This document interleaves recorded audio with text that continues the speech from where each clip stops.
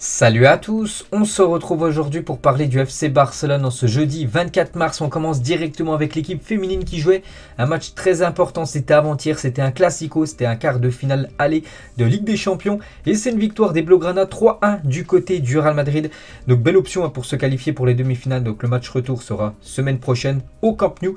Donc pourtant le Barça s'est fait peur, elles étaient menées 1-0 contre cette équipe du Real Madrid, mais grâce à Alexia Putellas qui a inscrit un doublé et Claudia Pina a inscrit un but. Voilà, les Blaugrana ont gagné 3 et prennent une belle option pour se qualifier pour ces demi-finales. On peut voir les stats du match. Donc le Barça a dominé quand même cette équipe du Real Madrid lors de ce classico en Ligue des Champions.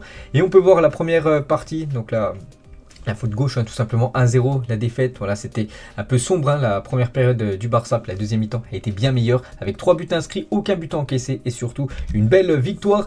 Et le coach de cette équipe du FC Barça féminin, après la victoire dans le classique européen, donc le classico, ça a été un bon apprentissage bien sûr, et Alexia Putellas, doublé pour la meilleure joueuse au monde. N'oubliez pas qu'elle a remporté le Ballon d'Or il y a quelques mois. Ce résultat est très précieux avant le match retour. Semaine prochaine au Camp Nou. Quelques photos du match. On peut voir Alexia Putellas, la capitaine, la meilleure joueuse au monde actuellement.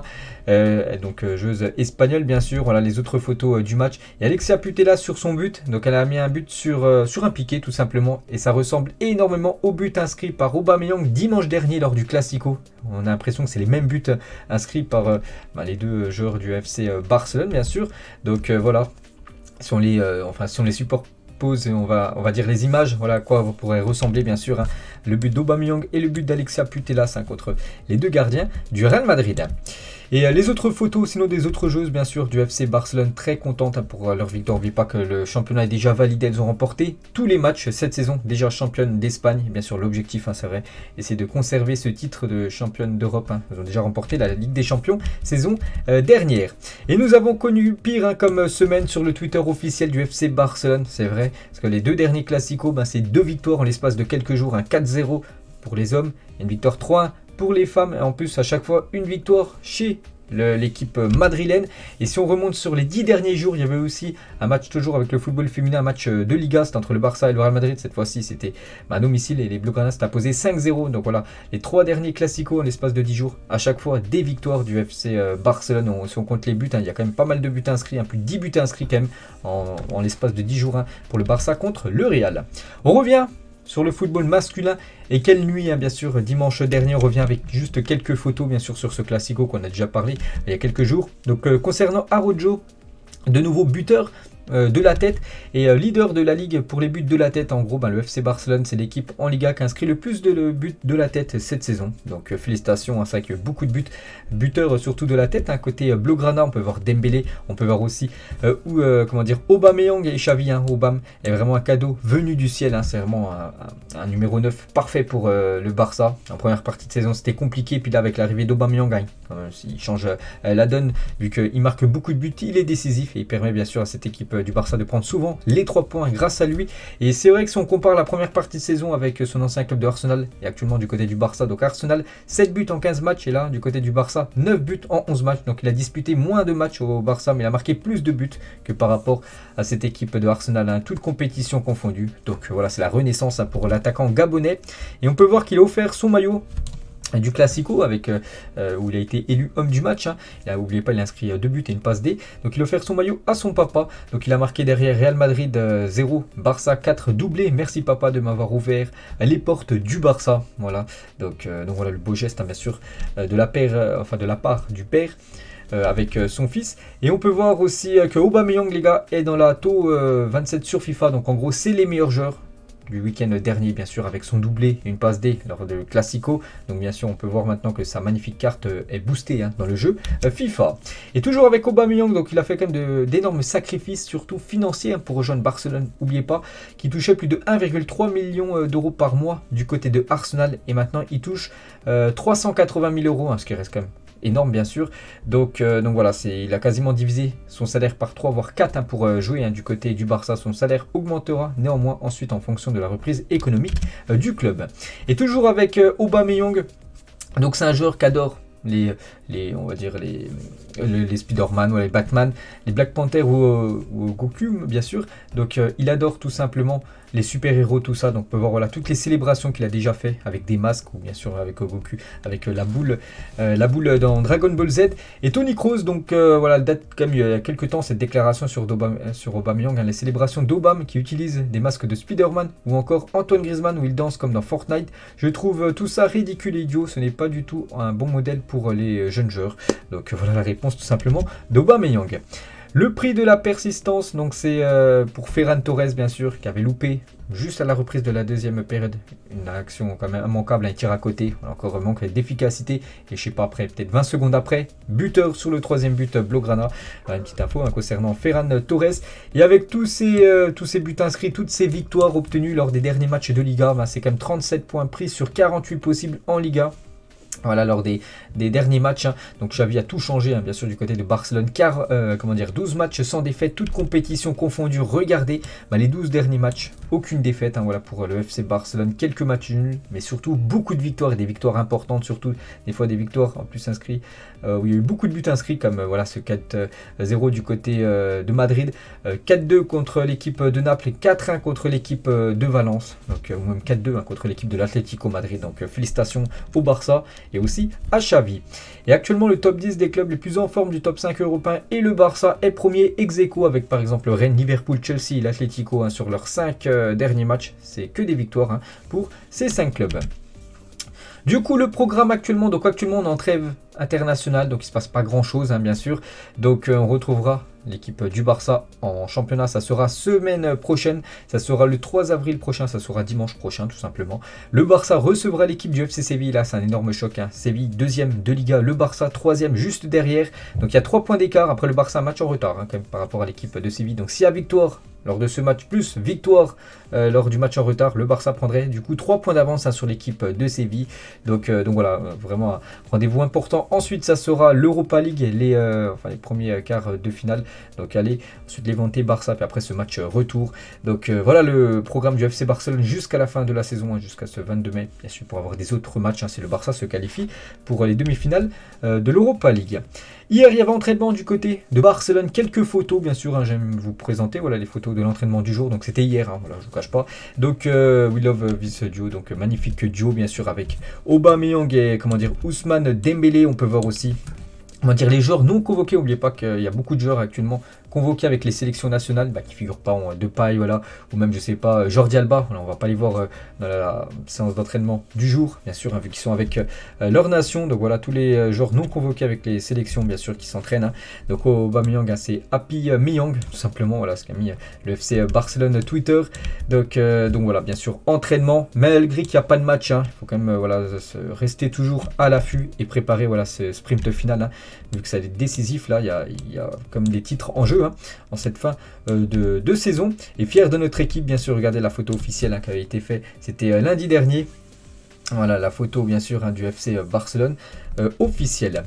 On va parler un petit peu mercato, mais tout d'abord on va parler de la Une Journal Sport aujourd'hui. Donc on peut voir en haut 35 millions pour Rafinha, on parlera tout à l'heure hein, de Rafinha. Et on peut voir sinon en une, voilà ce qui fait le plus gros. Donc je suis dans le meilleur club du monde, et c'est Eric Garcia, le défenseur du FC Barcelone. Il a dit hein, j'ai un fort caractère et je continuerai comme ça. Vini, on s'est échangé quelques mots, hein, voilà. Vous savez qu'il y a eu un petit échauffouré entre Vini Junior et Eric Garcia, et Xavi Luis Enrique nous envoie des messages similaires. Cette sélection plaît, j'espère que Cornella sera plein, voilà, pour le prochain match tout simplement de l'Espagne, un match amical bien sûr. Et toujours avec les unes aujourd'hui, on peut voir la Une Journal Mundo Deportivo, et ça parle de Haaland. De nouveau Haaland fait la une de ce journal là. Message à Haaland: le Barça n'a pas renoncé à Erling et l'a fait savoir à son entourage, mais le club ne se joindra pas à la surenchère économique, hein. Le point fort pour le convaincre est le projet dirigé par Xavi. Donc intérêt possible aussi pour Dybala, qu'on parlera tout à l'heure, hein, toujours sur cette une. Donc voilà. Et pour revenir hein, sur Haaland, hein, vous savez qu'actuellement il y a 2 clubs surtout en avance hein, dans le dossier Haaland, c'est pas le Barça, donc c'est Manchester City et le Real Madrid. Donc après voilà, le Barça pense qu'avec cette grande victoire 4-0 un dimanche soir contre le Real Madrid au Bernabéu pourrait les aider à convaincre Haaland de choisir hein, du coup l'équipe du FC Barcelone, à voir, mais bien sûr hein, d'après les dernières infos, hein, il se dirigerait plus hein, dans les 2 autres clubs que je vous ai dit juste avant.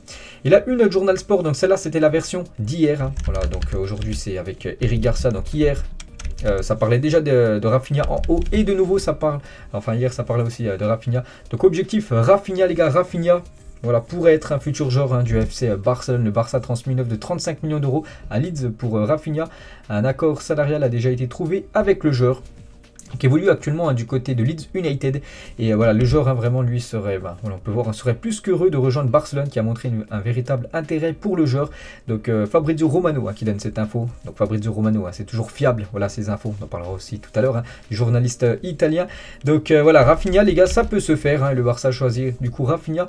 Ce serait tout simplement pour remplacer Ousmane Dembélé, parce que Dembélé c'est toujours du 50-50. On ne sait pas s'il va prolonger ou quitter le club gratuitement. Donc pour l'instant, il est en fin de contrat, donc dans l'optique, pour l'instant, ce serait qu'il quitte le club et du coup, pour le remplacer, ce serait tout simplement Rafinha.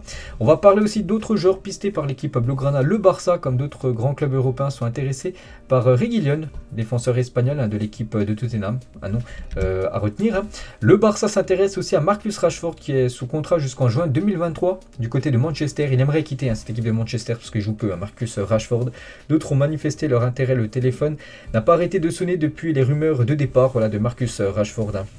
Voilà, sollicité par pas mal d'équipes, dont l'équipe du Barça. Toujours avec le Barça, c'est renseigné aussi sur Paulo Dybala. N'oubliez pas que Dybala va quitter l'équipe de la Juventus en fin de saison. Et bien sûr, le Barça est aussi intéressé. Bon, il y a aussi l'Inter Milan qui insiste aussi pour le joueur. Il y a aussi le Paris Saint-Germain, bien sûr, sur le coup. Donc voilà, ça peut être aussi un joueur pour l'équipe Blaugrana. Donc lui, c'est confirmé, c'est fait les gars. Bon, pour l'instant, rien d'officiel, mais ça sera officiel à la fin de la saison. Ça peut pas être officiel en plein de saison. Bon, donc, Franck Kessié, on avait parlé il y a quelques jours, c'est bien officiel. Enfin, c'est quasiment fait. Donc, il a signé son contrat avec le FC Barcelone. Son salaire sera de 6,5 millions d'euros par an, plus 500 000 euros de bonus. C'est Fabrizio Romano qui donne cette info. Et on peut voir voilà, ce qu'il a mis sur son compte Twitter. Donc, c'est lui qui relaye ça. Les gars, c'est quasiment sûr. Nous y voilà. Après un accord verbal conclu il y a quelques jours, Franck Kessié a signé en tant que nouveau joueur de Barcelone jusqu'en 2026. Ce sera un contrat de 4 ans. Il rejoint du coup le Barça en tant qu'agent libre. Donc Kessié recevra voilà, 6,5 millions d'euros de salaire net, plus les majorations. Médecine déjà terminée, donc visite médicale déjà ok. Donc voilà, Franck Kessié, je l'ai dit il y a quelques jours, c'était quasiment fait. Et voilà, donc on peut dire quasiment que c'est officiel la signature de Franck Kessié. Énorme recrue pour le Barça, surtout une recrue qui arrive gratuitement dans la classe. Donc c'est la deuxième recrue après Christensen, lui aussi qui devrait faire comme Franck Kessié, rejoindre le club gratos. Là, donc là, on a parlé des joueurs qui peuvent arriver au club. Il y a aussi quelques joueurs qui pourraient quitter le club, dont ce joueur. Sergi Roberto a déjà une proposition officielle sur la table de l'Atlético Madrid, mais il n'y a pas encore d'accord entre les deux parties. Sa continuité au Barça la saison prochaine se complique de jour en jour. Donc lui, il devrait bien sûr quitter le club. Ça qui joue très très peu. En plus, il a quand même un gros salaire du côté du Barça. Donc peut-être direction l'Atlético Madrid pour Sergi Roberto. Quelques photos des joueurs Blaugrana actuellement en sélection. On peut voir Ter Stegen. On peut voir aussi les joueurs du FC Barcelone avec Dani Olmo, un joueur du RB Leipzig. Voilà la sélection espagnole bien sûr pour ces deux prochains matchs. On peut voir aussi Azpilicueta ciblé par l'équipe du Barça. Et Jordi Alba, Pedri me rappelle Iniesta, même si Andrés est unique, en plus d'être humble, ce qu'il fait est incroyable. On a l'impression qu'il joue au football depuis 15 ans. En parlant voilà, de Pedri, n'oubliez pas qu'il est jeune, il a seulement 19 ans. C'est vraiment un crack, c'est la révélation. Il a été longtemps blessé, première partie de saison, puis là il revient très très fort. Et vraiment les résultats sont meilleurs aussi. Bon, on a parlé de Xavi, mais aussi avec le retour de Pedri qui apporte bien sûr beaucoup plus de fluidité dans le jeu Blaugrana. Et du côté de l'Espagne, donc on le félicite parce qu'il hérite du numéro 10 maintenant avec la sélection espagnole, ce mythique numéro, voilà c'est un mythique numéro, le numéro 10 dans le football. Donc c'est lui maintenant le nouveau numéro 10 de cette équipe espagnole. Donc félicitations à Pedri. Et on peut voir sinon que par exemple Gavi lui portera le numéro 9 et Ferran Torres le numéro 11 du côté de la sélection espagnole. Et Pedri toujours il a dit: mon argent c'est l'argent de mes parents, nous sommes une famille. La première chose que j'ai acheté c'était la PS5 avec voilà son salaire qui soit du côté du Barça. Maintenant ce que je veux faire c'est acheter une maison pour mes parents ou rénover notre maison. Il a aussi dit après le match contre le Galatasaray: j'ai vu mon but sur TikTok, je pense que c'est le meilleur que j'ai jamais marqué. Vous savez, il a mis quand même 2 jours dans le vent adverse. Donc le stade était très hostile, même mes oreilles me faisaient mal. Et il a dit: mon numéro préféré est le 8 comme celui de Iniesta. Mon équipe nationale c'est le numéro de Koke et je respecte cela. J'avais 2 choix d'autres numéros et j'ai choisi du coup le numéro 10. Bon, très bon choix bien sûr de la part de Pedri.